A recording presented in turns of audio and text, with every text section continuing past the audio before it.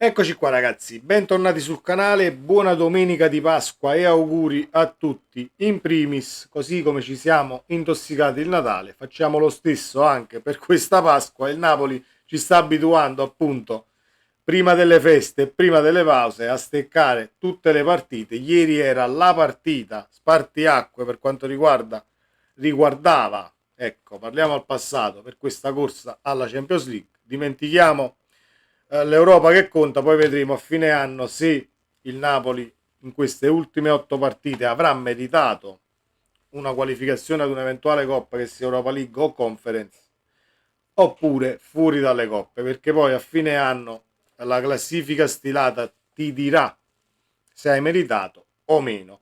Prima di cominciare andremo ad analizzare un attimo il primo gol preso con dei fotogrammi, perché vi farò vedere come alcuni calciatori prediligono guardare il ciuccio che vola piuttosto che stare sul pezzo e vedere dove va a finire il pallone.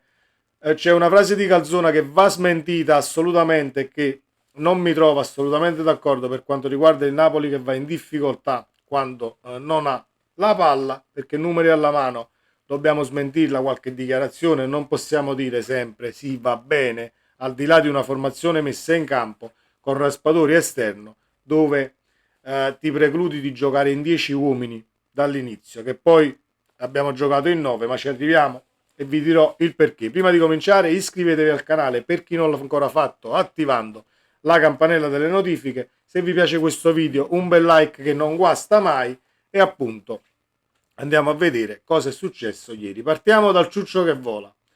Eccolo il ciuccio che vola.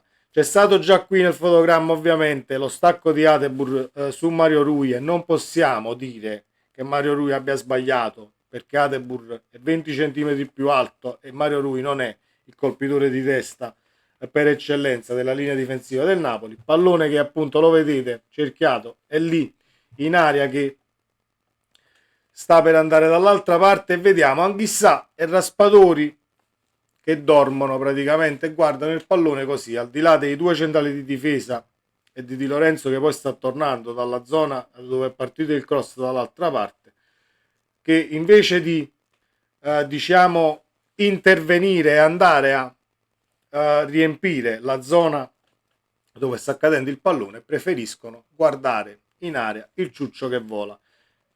Questo è il primo fotogramma. Anghissà non si muove. Nel secondo fotogramma sempre lì, qualche passo, è lo stesso Raspadori, qualche passettino, al di là dei due centrali, Rachmani, Juan Jesus e Meret, nel panico assolutamente totale. Terzo fotogramma, Anghissà e Raspadori sempre lì. Sarà passato qualche secondo da quando ovviamente Atebur ha staccato di testa, ma è un Napoli che, come vedete, è lontano dagli avversari e non si capisce chi marca chi. E mi rifaccio al commento di Paolo, iscritto al canale e da tanto tempo, non da ieri, che nei commenti mi dice è un problema di chi marca chi, e qui lo si vede. Siamo tutti quanti lontani dal diretto avversario, e sui cross e sulle palle che arrivano poi in area anche sporche il Napoli ha tantissime difficoltà, e lo ha dimostrato da settembre ad oggi. Quindi ecco i ciucci che volano, ed Anghissà che ancora lì passeggia. Qui è arrivato Traoré ovviamente nell'ultimo fotogramma, che era a fare colazione un attimo a centrocampo, perché era la partita, era in un orario diciamo a ora di pranzo, ma Traoré, svegliatosi tardi, non aveva fatto colazione ed era lì dietro a bere caffè, cappuccino e cornetto. La situazione che voglio smentire e la frase che voglio smentire di Calzona è questa. Calzona dice: il Napoli va in difficoltà quando non ha il pallone tra i piedi. Al netto dei numeri, 61%, 61% di possesso palla a 39. Quindi se la squadra avversaria, diciamo che non deve proprio vederlo il pallone per tutta la partita per non subire gol, dobbiamo fare un altro sport, oppure portiamo noi il pallone da casa, diamo un pallone alla squadra avversaria, un pallone al Napoli, così molto probabilmente non subiamo gol. Non è un problema di quando non abbiamo il pallone tra i piedi, ma è un problema di fase difensiva e centrocampo che non raccorda anche in avanti, perché non è un problema solo difensivo a quanto pare, anche in avanti non c'è raccordo, non c'è il centrocampista o l'esterno di centrocampo o il centrocampista centrale che seguono l'azione, una palla sporcata che arriva al limite dell'area viene diciamo calciata verso la porta, perché è così che il centrocampo fa diciamo da fisarmonica avanti e indietro, non lo fa, è una linea difensiva che è scarsa a livello tecnico, con un Di Lorenzo che ha terminato qualsiasi fonte energetica e nessuno lo vede.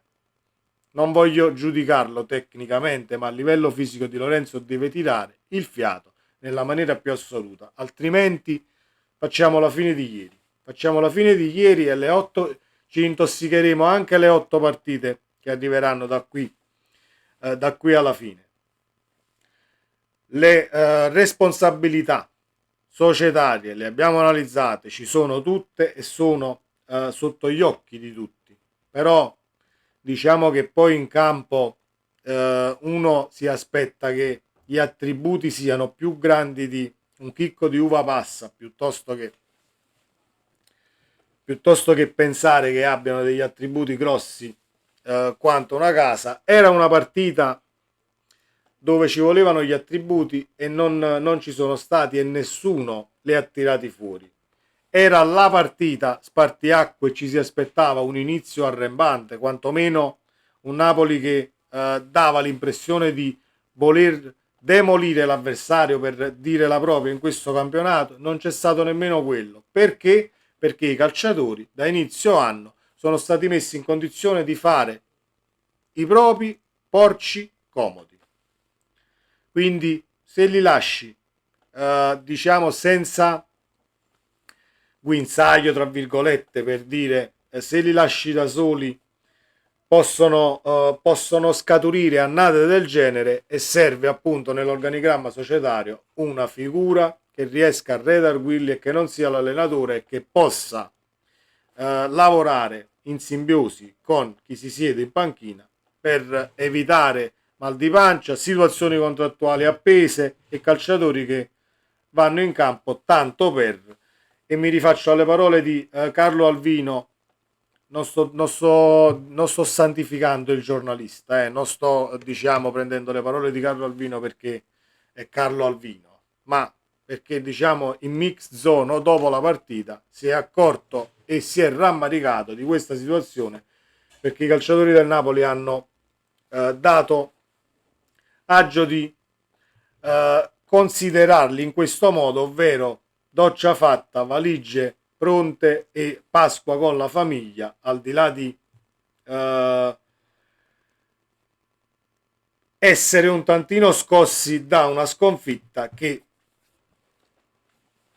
è diventata poi la sconfitta per quanto mi riguarda a livello di importanza della partita.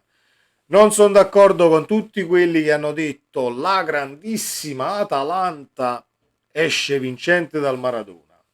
L'Atalanta ha fatto la partita che doveva fare in modo ordinato, ma non ha fatto la miglior partita della stagione, perché se andiamo a riprendere una partita su tutte che a me rimase impressa, l'andata della sfida con l'Inter, appunto, tra l'Inter e la squadra di Gasperini, potrete andare a constatare che se l'Atalanta avesse giocato con quell'intensità, ieri uscivamo veramente con le ossa ancora più rotte di quanto lo siano state ieri. 3-0, la partita contro l'Atalanta, se l'Atalanta giocava con quell'intensità finiva 5, 6, 7-0. Dobbiamo solo ringraziare appunto Alex Meret e dobbiamo fare le pagelle perché sono incazzatissimo e sarò molto netto e cinico per quanto riguarda queste pagelle, e cogliamo l'occasione, visto che ho parlato di Meret, 6,5 a Meret. Se non capitoliamo 4-0 nel primo tempo è solo merito del portiere del Napoli e demerito di una fase difensiva inesistente. 6,5 a Meret, 4 a Di Lorenzo, 4 a Rachmani, 4 a Juan Jesus, completamente insufficienti in qualsiasi zona del campo e per qualsiasi idea che avrebbero voluto diciamo mettere sul terreno di gioco, con qualche passaggio, inserimento e appunto avvicinarsi al compagno per cercare di creare situazioni pericolose o in copertura per quanto riguarda la fase difensiva. 4 a tutte e tre. Il voto è più alto per Mario Rui perché comunque non lo vedo tanto colpevole sui 3 gol che ha preso il Napoli e poi ha avuto l'handicap tra virgolette di non aver nessuno sulla fascia sinistra per 45 minuti, visto che il nostro mister, e poi ci arriviamo al voto, ha voluto schierare per l'ennesima volta Raspadori esterno. Non è un esterno, è un sottopunto, può fare la punta centrale in un attacco a 3 nemmeno, perché Raspadori è 1,40 m e in un attacco a 3 la prima punta ti serve comunque che faccia talvolta reparto da solo e vada a smanacciare e a prendere posizione tra le due centrali. Certamente non ce lo possiamo aspettare da Raspadori, che fisicamente può aiutare la punta o giocare forse, ma non credo nemmeno in un 4-4-2. Comunque è un sottopunta, dietro la punta potrebbe rendere e invece lo schieriamo esterno. Detto questo, abbiamo dato i voti alla difesa: 4 a Traoré, 5 a Lobotka, 4 anche ad Anghissà. Anghissà l'avete visto nei fotogrammi, il ciuccio che vola, ogni tanto qualche passaggio, talvolta lo cerchi e non lo trovi. Ieri lo stesso, prestazione da dimenticare. Lobotka un punto in più, gli diamo 5 solo perché è l'unico in quella mediana che ha cercato di offendere un tantino o trovare qualche soluzione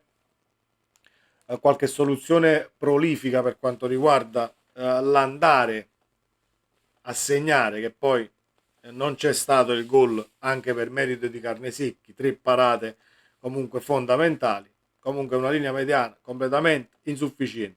4 a Raspadori, 4 anche a Politano e 4 e mezza ad Osimhen. 4 e mezza ad Osimhen, perché sì, io l'ho sempre considerato e gli ho sempre dato voti anche per quanto riguarda la fase di non possesso, il far reparto da solo, però diciamo che ieri avanti alla porta il tiro che para Carnesecchi, sì, dove Osimhen dà l'impressione eh, di incazzarsi troppo per quanto riguarda non gira tutto e non gira niente, quindi la palla non è finita in porta. Carissimo Osimhen, quel tiro è forte sì, ma è comunque centrale, quindi da là un attaccante avrebbe anche potuto avere la lucidità per metterla da un'altra parte la palla e sarebbe finita in porta. C'è il doppio palo, Zielinski, Lobotka con la deviazione e Carnesecchi gli fa una parata assurda sulla deviazione che poi va a sbattere sul palo, ma non possiamo mica rifarci a un paio di pali se poi ogni volta che la squadra avversaria si porta in avanti ti crea difficoltà e dire poco. Ogni volta che si porta in avanti la squadra avversaria segna, per quanto riguarda il Napoli di quest'anno, quindi non è appunto per smentire le parole di Calzona, non è un Napoli che ha problemi quando non ha il pallone, ma è un Napoli che ha problemi ogni qualvolta la squadra avversaria si porta a 20 metri dalla porta. Ed ecco che si porta a 20 metri dalla porta. Bella. Quindi non è un problema di non possesso, è un problema di palle quadrate. Non ci sono e a livello tecnico siamo rovinati. Servono 2 centrali e serve un mercato che va fatto da oggi. Va fatto da oggi perché non sai se arrivi nelle coppe, non sai alla fine quanto tu sia appetibile per quanto riguarda calciatori che vogliono venire a fine campionato e non hai un direttore sportivo al momento, quindi serve un direttore sportivo, serve chiarezza sull'allenatore che verrà e va fatto il mercato adesso perché a giugno sarà troppo tardi con gli obiettivi mancati o centrati. Lì giocherà comunque la situazione mercato per quanto riguarda i calciatori che vorranno venire, o meglio che tu vai a sondare e cerchi di portare a Napoli e che poi non verranno per un motivo o per un altro. Detto questo, mi sono anche, secondo me, dilungato troppo. L'Atalanta ha meritato la vittoria. Gasperini, come lettura della partita in corsa, in corso e dall'inizio è nettamente superiore, assolutamente, a Calzona, che poi ha avuto 24 ore giovedì, alla fine si è giovedì e venerdì un tantino, tornati dalle nazionali, si è riusciti ad allenarsi su qualcosina, ma diventa difficile, al di là che abbia il doppio incarico, comunque diventa difficile perché avevi 10 calciatori fuori con le nazionali, quindi se fosse rimasto comunque a Napoli per gli allenamenti, comunque non avevi eh, diciamo tutti i calciatori a disposizione per poter preparare come si deve la partita. Non è un alibi, è solo una considerazione, perché Calzona per me ieri è da 3 in pagella per lo schierare Raspadori. Ovviamente poi ha visto che non funzionava, al 45esimo ha cambiato Zielinski, che poi è entrato in campo come se volesse spaccare il mondo. Noi aspettavamo un Zielinski che voleva spaccare il mondo già 3 mesi fa, e non solo quando subentri dalla panchina e al limite con un po' di ripicca vorresti anche diciamo prestare come si deve fino a fine campionato per farci rimanere con tanto di naso. Io con tanto di naso non ci rimango assolutamente, nemmeno se da qui a fine campionato mi fa 10 gol e 4 assist Zielinski. Quindi diciamo che gli uomini senza palle possono anche andare via da Napoli seduta stante, ed ecco ciò che deve fare il Napoli da oggi: la panchina per tutte le 8 partite. Quanto più panchinari schierati nell'11 titolare da qui a fine campionato, per vedere chi abbiamo in panca, chi mandare via, chi tenere, chi vuole restare e chi vuole cambiare area. Cambiamenti che vanno fatti, e ovviamente abbiamo solo una pecca in società, perché ci sono molti calciatori con contratti abbastanza lunghi e c'è diciamo quella spina dorsale giuffrediana che va un tantino a cozzare per quanto riguarda le decisioni sul mercato, perché comunque i rinnovi per quanto riguarda quella spina dorsale arrivano quasi sempre, e per quanto riguarda altri calciatori si stenta un attimo e ci si pensa anche troppo su. Venderemo Osimhen e chiudo? Perfetto. Speriamo di venderlo Osimhen, perché non c'è nemmeno tutta questa certezza. Comunque venderemo Osimhen, tutto, e dico tutto ciò che verrà dalla vendita di Osimhen, tutto quanto in difesa va investito, tutto quanto. Io preferisco scommettere su il centravanti di turno a 20-30 milioni che sia, che possa essere David, che possa essere Boniface, chi è, ma 20-30 milioni per la punta, il resto tutti quanti sulla difesa. Due centrali servono, non uno, due, non ne serve uno, servono due centrali, e poi ovviamente si vedrà per chi esce e chi entrerà, quanto riusciremo a prendere per Simeone, che a quanto pare sembra accasarsi quasi, molto probabilmente alla Lazio, già prendendo gli stessi soldi che ha investito, se non erro 19 milioni.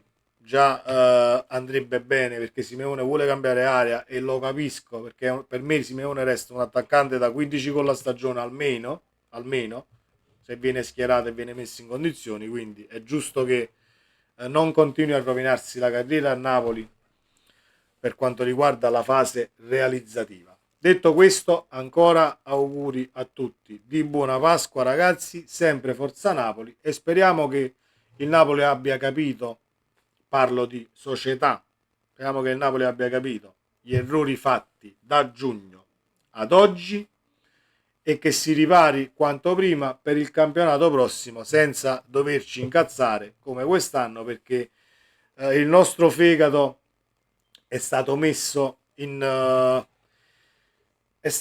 seria difficoltà, non solo il mio ma quello di tutti quanti. Come avete visto dalla locandina, cortocircuito, e la faccia del tipo nella locandina con tutti i fili che non vanno a posto in nessun modo è la mia condizione, è proprio la mia condizione. Io non ci sto capendo niente più, come credo molti di voi non riescono a darsi una spiegazione al di là delle responsabilità societarie che sappiamo tutti quali sono, come sono e quante sono. Ci sono delle cose che comunque a me restano, cioè mi fanno restare interdetto sul campo, che poi non è possibile che un calciatore non riesca a dialogare col compagno o fare 3 passaggi di fila. Ecco cosa mi lascia un tantino interdetto, quindi sicuramente responsabilità societarie, ma vanno divise anche con quelle dei calciatori e chi si siede in panchina, che come dice Armando di Casanapoli, molto probabilmente viene preso da questa sindrome di rincoglionimento ogni volta che si siede sulla panchina a dettar legge al Maradona, perché altrimenti non è possibile che mi ritrovo Raspadori esterno di sinistra. Poi con l'ennesima bocciatura per Lindstrom, addirittura anche con i cambi, perché poi è entrato Gonci addirittura a sinistra, per poi spostarlo a destra ed è entrato Lindstrom e si sono scambiati la posizione, ma viene declassato e superato nelle graduatorie anche dal calciatore ex Verona. Quindi appunto, e concludo, perciò dico questo, schieriamola tutta questa panchina, vediamo fin dove possiamo arrivare con i calciatori che devono e dovranno dimostrare qualcosa per quanto riguarda chi rimarrà e chi andrà via, e poi tireremo le somme a fine campionato. Ci vediamo nel prossimo video, sempre Forza Napoli, ancora buona Pasqua, ciao!